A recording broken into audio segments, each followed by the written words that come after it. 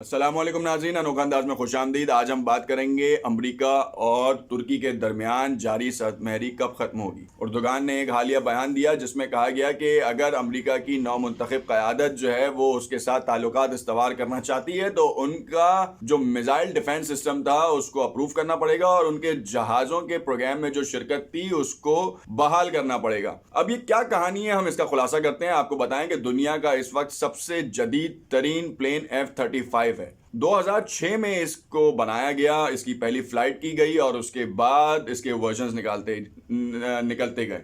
اس کے 3 ورژنز اب تک دنیا میں آ چکے ہیں اور اس ایک پلین کی کاسٹ 15 سے 20 ارب روپے ہے۔ اب یہ اتنی بڑی کاسٹ تھی جب یہ پہلی دفعہ منظر عام پر آیا تو اس کے بعد اس کے ورژنز کے اوپر تحقیق کرنے کے لیے امریکہ تنہا کوئی کام نہیں کر سکتا تھا۔ اس نے نیٹو الائنسز کو اپنے ساتھ ملایا اور ایک بڑی انویسٹمنٹ کے تھرو جو ہے وہ اس کی R&D کے اوپر خرچ کیا اور اس کے ورژنز کے اوپر کام ہوتا رہا اور مستقبل میں بھی ہوتا رہے گا، کیونکہ اس طیارے کی میعاد کے بارے میں کہا جا رہا ہے کہ یہ 2070 تک کی ویلیڈیٹی ہے اس کی، یعنی کہ 2070 تک قابل استعمال رہے گا، کیونکہ امریکہ اور دیگر اتحادیوں کو یہ پریشانی لاحق تھی کہ F-16 اور F-18 کی میعاد دن بدن کم ہوتی جا رہی ہے۔ اس کے بعد جو ہے کوئی ایسا طیارہ ہونا چاہیے جو کہ لیٹسٹ ٹیکنالوجی کے اوپر کام کرتا ہو اور تمام وار ہیڈز کو لے جانے کی کیپیسٹی رکھتا ہو۔ اٹ مینس کہ نیوکلیر وار ہیڈ بھی اس کے ساتھ ساتھ تمام ٹیکنالوجی سے آراستہ ہو، مطلب اس میں کوئی گلیچز نہیں ہو، کوئی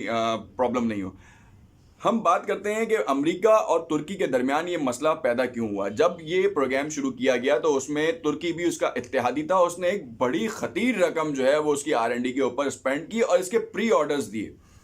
اس کا ایک بیچ ترکی کو ملا جو کہ 4 جہازوں پہ مشتمل تھا۔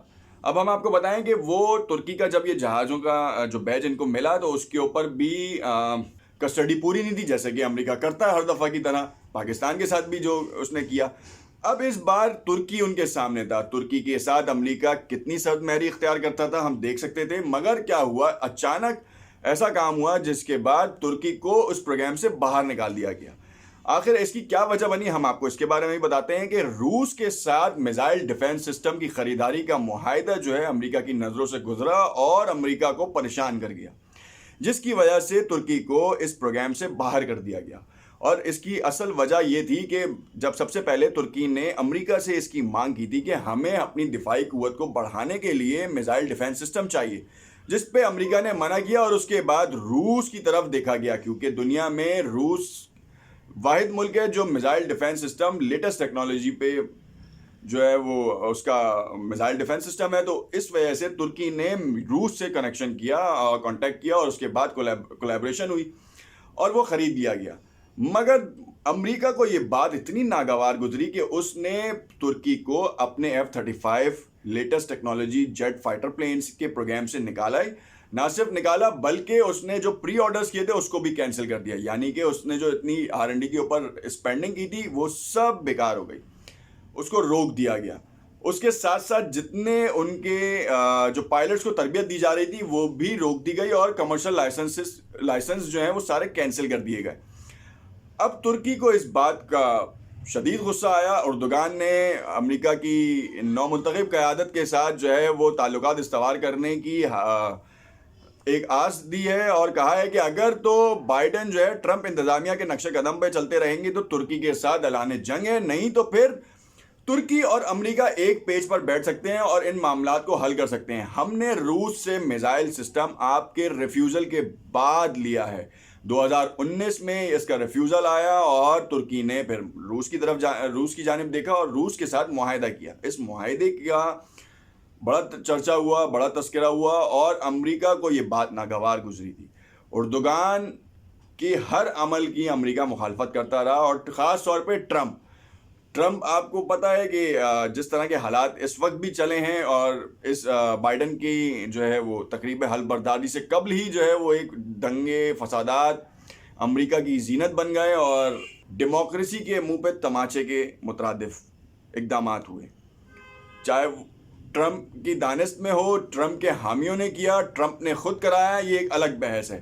مگر ابھی امریکہ اور ترکی کے جو تعلقات ہیں وہ صرف بائیڈن کے اوپر منحصر ہیں کہ اگر تو بائیڈن جو ہے وہ ٹاکس کو ریزیوم کرتا ہے ریلیٹڈ ٹو دا F-35 تو پھر بہت چیزیں جو ہے نا اسموتھ ہو سکتی ہیں اور بہت چیزیں اچھی راہ پر آگے بڑھ سکتی ہیں. مگر یہ قیاس آرائیاں کی جا رہی ہیں کہ بائیڈن بھی شاید ٹرمپ انتظامیہ کے نقش قدم پہ چلے گا. کیوں؟ کیونکہ روس کو کبھی بھی اسرائیل نہیں بھاتا اور اسرائیل روس کو نہیں بھاتا. یہ ایک گریٹر پلان کا حصہ ہے کیونکہ امریکہ کے تحفظات یہ ہیں کہ روس کا جو میزائل ڈیفنس سسٹم ہے وہ اس کے F-35 کی سیکیورٹی کو تھریٹ ہے اور وہ اس کے سیکیورٹی نظام کے اوپر قبضہ کر سکتا ہے کسی بھی اینگل کے اوپر. تو یہ ایک ان کا اندازہ تھا جس کے اوپر ترکی نے اپنے تحفظات سے آگاہ کیا کہ آپ اس کو اوور آل مانیٹر کر سکتے ہیں, چیک کر سکتے ہیں. مگر امریکہ آپ کو معلوم ہے ایک ہٹ دھرم ہے, جس بات پہ اڑ جائے تو وہ اس بات پہ اڑ جاتا ہے. اور یہ بات آپ کو میں بتاؤں کہ مسٹر بائیڈن کی طرف سے جو ہے ترکی کے ساتھ حلف اٹھانے سے پہلے اس بات کا اشارہ دیا جا چکا تھا کہ ترکی کے ساتھ تعلقات استوار کیے جائیں گے اور امریکہ پرانی غلطیوں کو نہیں دہرائے گا.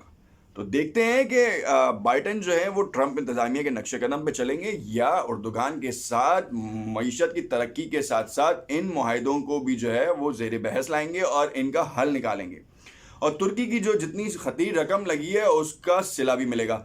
آپ کو میں ایک بات اور بتاؤں کہ ترکی اس وقت بھی $12 بلین کے جو آرڈرز ہیں وہ بنا رہا ہے, یعنی کہ F-35 کے بہت سے پرزے ترکی کی کمپنیاں بنا رہی ہیں. اس سینکشن کے باوجود وہ پرزے فراہم کیے جا رہے ہیں. ترکی کی طرف سے کوئی بھی ریسٹرکشن امپوز نہیں کی گئی, کوئی سینکشنز نہیں لگائی گئیں ان کمپنیز کے اوپر کہ آپ یہ پرووائڈ کریں یا نہ کریں. ترکی کی جانب سے رجب طیب اردوغان نے کہا کہ ٹرمپ انتظامیہ محض مفروضوں پہ جو ہے وہ فیصلے کرتی ہے اور یہ ان کے فیصلے غلط ثابت ہوں گے. اس وجہ سے ہم کوئی ایسا اقدام نہیں اٹھائیں گے جس سے ہمارے نیٹو الائنسز کو پرابلم ہو. ترکی نے ایک اور اعلان کیا کہ نیٹو الائنسز کو چاہیے کہ ترکی کو وہ دوبارہ ریزیوم کرائے کیونکہ ترکی پارٹ تھا, فاؤنڈر ممبر تھا اس پورے پروگرام کو شروع کرنے میں. 2006 میں پہلی اس کی پرواز ہوئی F-35 کی اور اس کے بعد اس کے ورژنز کے اوپر کام ہوا اور آپ دیکھ رہے ہیں کہ 15 سے 20 ارب کی کاسٹ پڑ رہی ہے ایک طیارے کی اور ترکی نے پہلے ہی پری آرڈرنگ کی ہوئی ہے. اب میں آپ کو ایک اور بات بتاؤں کہ امریکہ نے 2400 طیاروں کی پری بکنگ کی ہوئی ہے. وہ اپنے تمام طیاروں کو F-35 سے بدلنے والا ہے. لیٹسٹ ابھی اس کا جو ورژن ہے وہ F-35S ہے جو کہ بالکل لیٹسٹ ٹیکنالوجی پہ مبنی ہے. ہاریزونٹل اور ورٹیکل لینڈنگ کی ایلیجبلٹی ہے اس طیارے کی جو کہ کسی اور طیارے میں نہیں ہے. یہ ایک بہت بڑی آپ کہہ لیں کہ اچیومنٹ ہے اس پروگرام کے حوالے سے کہ اس پروگرام میں جو ہے وہ بہت سی چیزیں نئی نکالی گئی ہیں. لیٹسٹ ٹیکنالوجی کو امپلیمنٹ کیا گیا ہے اس جہاز کے اندر. نائٹ ویژنز کے اوپر جو ہے وہ کلیئرٹی بہت آئی ہے. اس میں بہت سے وارہیڈ کے اوپر ہے, نیوکلیر وارہیڈ کے ہیڈ کی ایلیجبلٹی ہے اور دیگر خصوصیات ہیں جو کہ اس طیارے کو دوسروں سے سبقت دیتی ہیں. F-16 اور F-18 کی میعاد ختم ہو رہی ہے. 2030 تک جو ہے وہ ان کی میعاد ختم ہو جائے گی اور وہ پھر تھرڈ ورلڈ کنٹریز کو شاید سولڈ آؤٹ کر دیا جائے ان کے اپنے ڈیفنس نظام کو مضبوط کرنے کے لیے. پاکستان نے پہلے ہی دیے ہوئے تھے پیسے, اب تک ان کو وہ طیارے نہیں مل پائے. اسی طریقے سے جو دیگر ممالک ہیں ان کے ساتھ بھی شاید یہی کھیل ہوگا. امریکہ ہمیشہ اپنی ہٹ درمی اور اپنا ایک پیر آگے رکھتا ہے ہر ملک سے. اپنی سیفٹی کو پہلے وہ ترجیح دیتا ہے, باقی دوسرے دنیا کے لوگوں کو ملکوں کو بعد میں ترجیح دی جاتی ہے. اس بار دیکھنا یہ ہے کہ اردوغان کتنا بائیڈن کی حکومت کے ساتھ مطالبات کو حل کرنے میں سنجیدہ ہیں اور بائیڈن کتنا سنجیدہ ہے ترکی کو اپنے الائے میں شامل کرنے کے لیے. ساتھ ساتھ ترکی نے یہ بھی کہا کہ جتنے بھی الائز ہیں جو اس پروگرام کا حصہ ہیں اگر تو انہوں نے ترکی کے حق میں بیان نہیں دیا تو پھر ہم ان کے خلاف تجارتی بائیکاٹ بھی کر سکتے ہیں اور بہت سی چیزوں کے اوپر سینکشنز بھی امپوز کر سکتے ہیں. اور ہم اپنے ملک کے دفاعی معاملات میں کسی کی روک ٹوک برداشت نہیں کریں گے. ہمیں میزائل سسٹم جب چاہیے تھا تو ہم نے US کے پاس گئے اور جس کے ریفیوزل کے بعد ہم نے ترکی سے روس سے جو ہے میزائل سسٹم خریدا.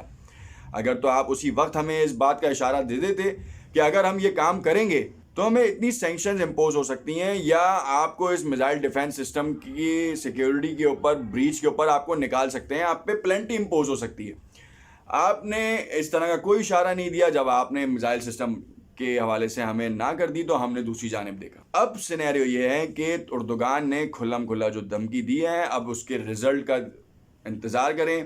بائیڈن حکومت نے اقدامات لینا شروع کر دیے ہیں، پہلے دن سے ہی انہوں نے جو ہے وہ متعدد احکامات جاری کر دیے ہیں، جس میں اپنے ملک میں کرونا کے حوالے سے جو اقدامات کو پہلی ترجیح دی گئی ہے، ماسک کو لازمی قرار دے دیا گیا ہے، اور کہا گیا ہے کہ 5 اسلامی ممالک کے اوپر سے جو ہے وہ بین ہٹا دیا گیا ہے۔ ویزا بین جو ہے انہوں نے، جو ٹرمپ انتظامیہ نے لگایا تھا اور جس کا کہا گیا تھا کہ کرونا کی وجہ سے لگایا گیا ہے، تو بائیڈن نے آتے ہی اس بین کو ہٹا دیا۔ بائیڈن نے بہت سے اقدامات ایسے کیے ہیں جو کہ دل جیتنے والے ہیں، مگر ایک دن میں کچھ نہیں ہوتا۔ ابھی آگے دیکھیں ہوتا ہے کیا۔ انوکھے انداز میں ہم آپ کو انوکھی چیزیں لا کے بتاتے رہیں گے، اور اس حوالے سے بتائیں گے کہ اب اگلے لاہ عمل بائیڈن کا کیا ہوگا، اور بائیڈن کی سمت کیا ٹرمپ انتظامیہ کی سمت ہے، یا پھر کچھ مختلف ہے، اور امریکہ کے لیے آپ کچھ بہتر کرنا چاہ رہے ہیں اور امریکہ کے ساتھ ساتھ دنیا کو بدلنے کے خواہاں ہیں۔ دیکھتے رہیے گا انوکھا انداز۔ اپنی کمنٹ سے ہمیں آگاہ کریں ہمارے فیس بک اور یوٹیوب کے اوپر۔ ہم فیس بک کے اوپر ہمیں لائک کریں اور یوٹیوب پہ سبسکرائب کریں، اور بیل کے آئیکن کو پریس کریں تاکہ ہماری لیٹسٹ ویڈیوز آپ تک آتی رہیں۔ شکریہ۔